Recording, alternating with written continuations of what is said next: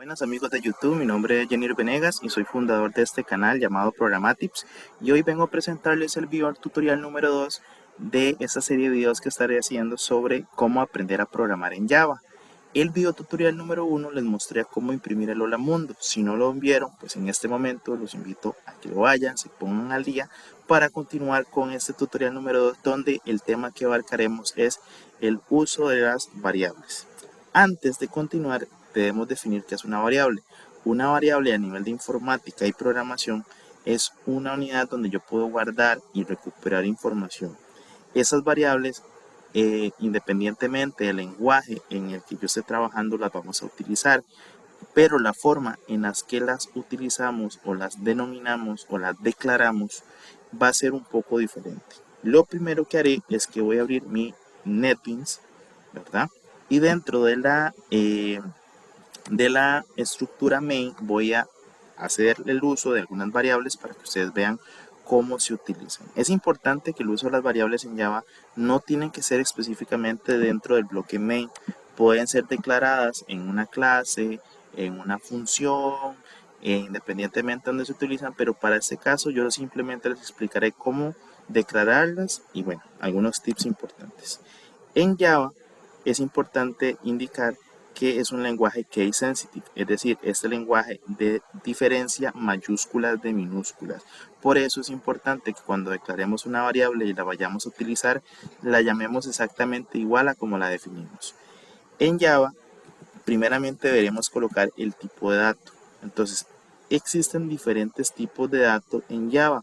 Tenemos el dato string, tenemos el dato, por ejemplo, int, tenemos el tipo de dato boolean, el tipo de dato double, el tipo de dato bit, el tipo de dato y bueno, hay otra serie de tipos de datos que son utilizados, pero las iré explicando poco a poco para que vean ustedes cómo se hace.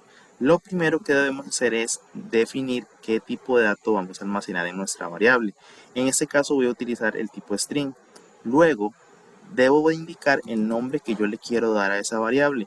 En este caso a la variable le voy a colocar el nombre de nombre, valga la redundancia. Seguido de ello, puedo asignarle un valor. La asignación la vamos a hacer con el icono o con el símbolo o el operador de asignación igual. Y debo colocar entre comillas dobles la información que quiero que contenga esa variable. Y en Java, cada línea de programación que hacemos debemos cerrarlas con un punto y coma. Si no, el compilador en la línea en la que estemos trabajando nos va a mostrar un error. Entonces ya tengo una variable que es de tipo string, se llama nombre y dentro de esa variable tenemos esto guardado. Es importante indicar de que las variables de tipo string, en español más llamadas como cadena de caracteres, nos permiten guardar texto. Entonces es el tipo de dato que utilizaremos cuando queramos guardar texto. También tenemos el tipo de dato llamado int, que este tipo de dato nos va a permitir poder almacenar números de tipo entero, es decir, números sin decimales. Entonces yo podría almacenar, por ejemplo, declarar una variable que sea de tipo entero, que se llame edad, y a esa variable yo le podría asignar mi edad y cerramos con un punto y coma.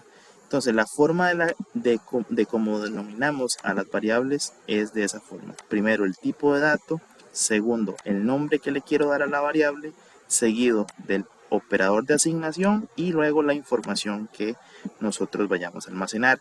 Ustedes me preguntarán por qué el string ocupa comillas dobles y el entero no. Pues esa es una nomenclatura que se usa en el lenguaje Java y debemos saber que solamente los tipos de datos string llevarán esa comilla doble para almacenar la información. Es importante que si por error nosotros no colocamos esa comilla, el compilador nos detectará un error.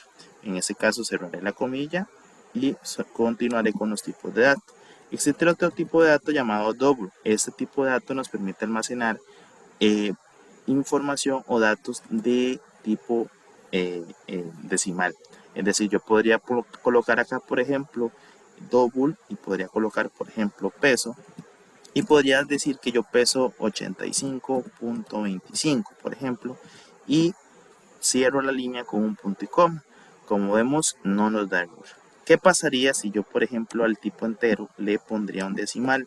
Si yo le coloco un decimal, vemos cómo automáticamente el compilador me da un error porque no es un tipo de dato que permita poder colocarle decimales. Existe también el tipo de dato boolean.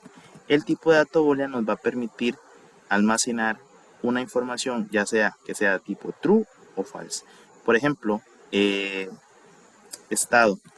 Entonces puedo decir estado true o estado false, que el estado es true o false, no hay otro. ¿Qué pasaría si a un tipo booleano yo le quiero asignar, por ejemplo, un número?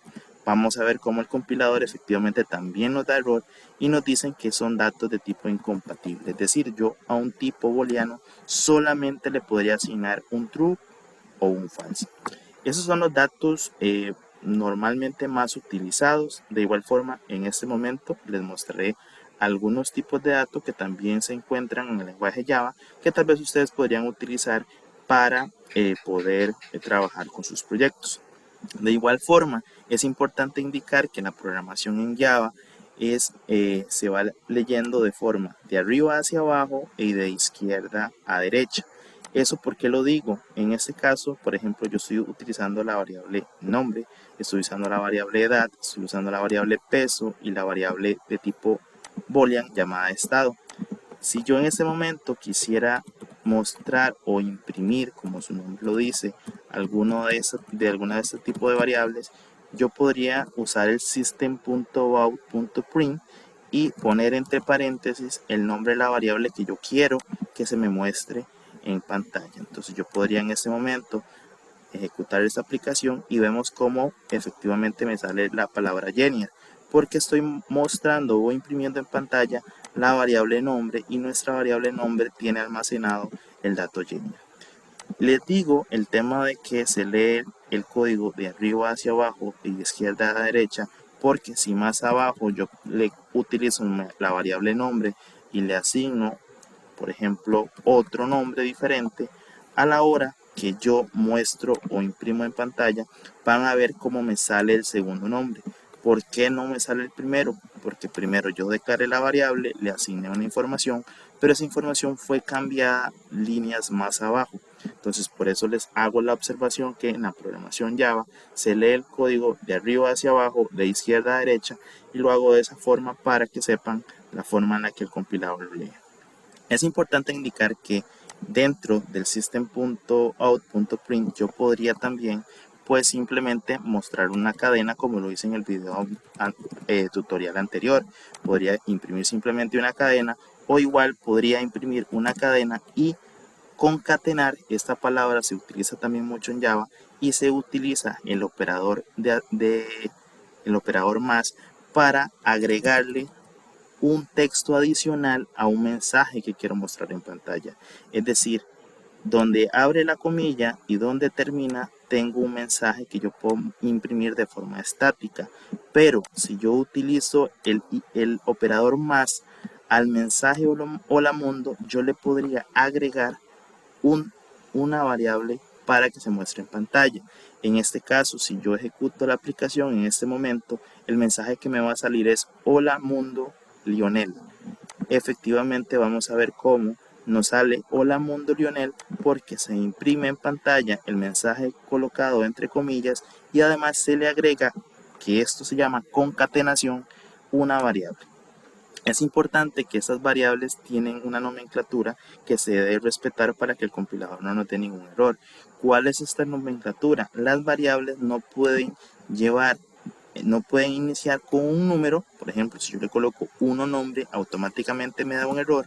Y las variables tampoco pueden tener nombres de palabras reservadas.